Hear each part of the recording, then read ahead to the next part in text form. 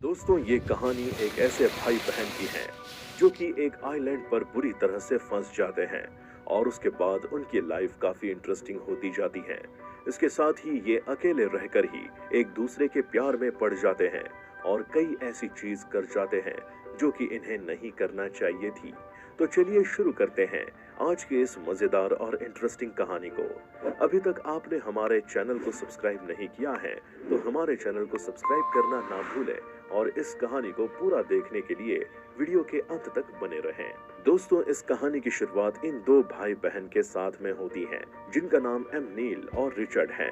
ये दोनों एक दूसरे के कजिन हैं और ये अपने पापा के साथ अपने घर को छोड़कर यूरोप जा रहे होते हैं। ये समुद्र के रास्ते एक बोट में सवार हो जाते हैं। इस बोट पर एक पैडी नाम का खाना बनाने वाला व्यक्ति भी होता है और ये तीनों उस बोट से सफर करते हुए आगे बढ़ते जाते हैं। और एक दिन रात में सफर करते समय उनके बोट में अचानक से आग लग जाती है और सभी लोग भागने लगते हैं। तब पैडी एक छोटी बोट में उन दोनों को बैठाकर अलग हो जाता है और वो तैरते तैरते बीच समुद्र में कहीं खो जाते हैं। और जब अगली सुबह उनकी आंख खुलती है तो वो किसी एक सुनसान आइलैंड पर पहुंच जाते हैं।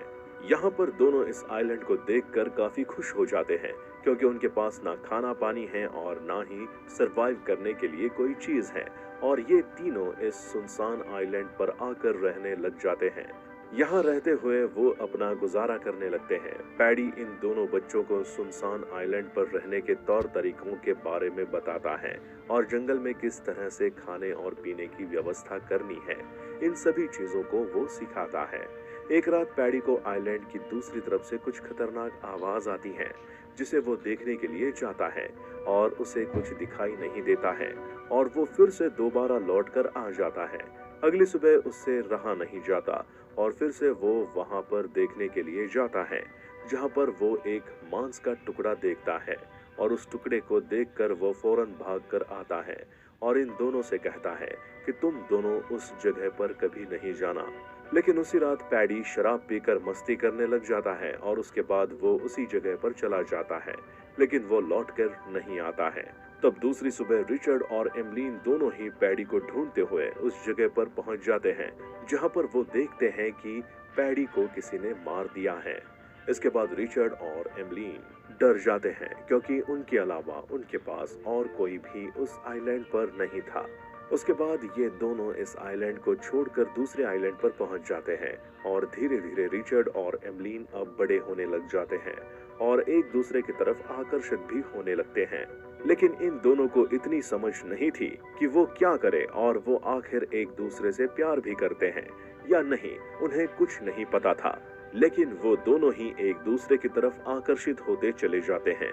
जब भी एमलीन नहाने के लिए जाती है तब रिचर्ड उसके पीछे पीछे चुपचाप चला जाता है और उसे नहाते हुए देखता है। तभी एक दिन एमलीन को पीरियड्स होते हैं और वो ये सब देखकर काफी घबरा जाती है। वो रिचर्ड को आवाज देती है लेकिन एमनील को फील होता है कि ये ब्लड उसके पीरियड्स की वजह से आ रहा है। उसके बाद वो वहां से जाने के लिए कहती है।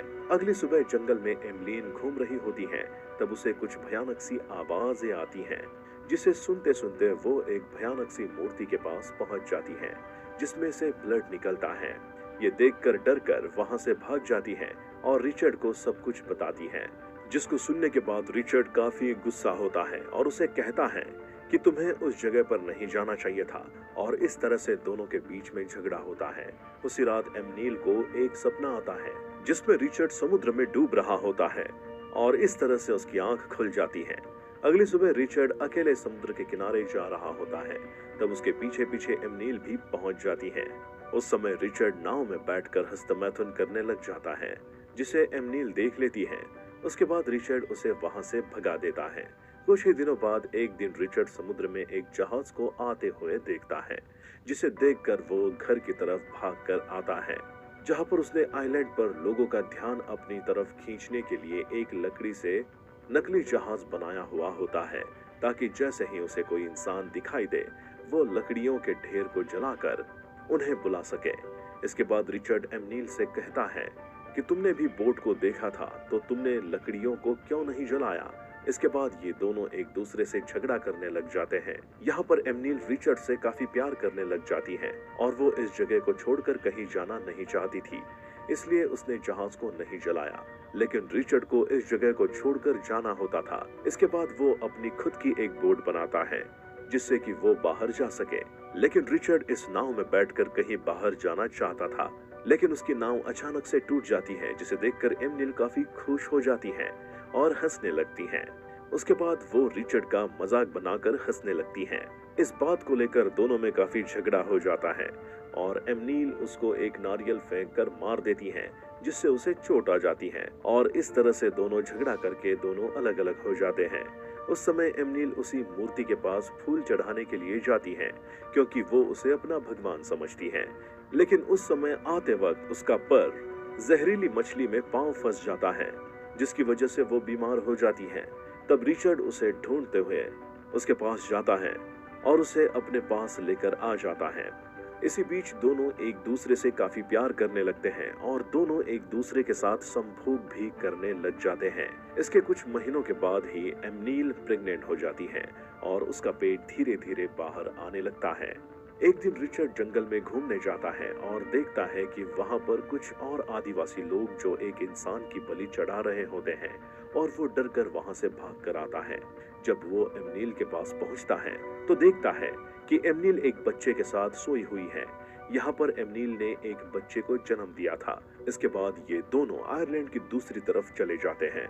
इसी तरह से कुछ दिन गुजर जाते हैं और एक दिन रिचर्ड के पापा वहां से गुजर रहे होते हैं, जो कि अपने जहाज लेकर आ रहे थे और वो देखते हैं कि वहां पर उनके जैसे कुछ आदिवासी लोग दिखाई देते हैं, जिन्हें वो आयरलैंड के लोग समझकर वहां से चले जाते हैं।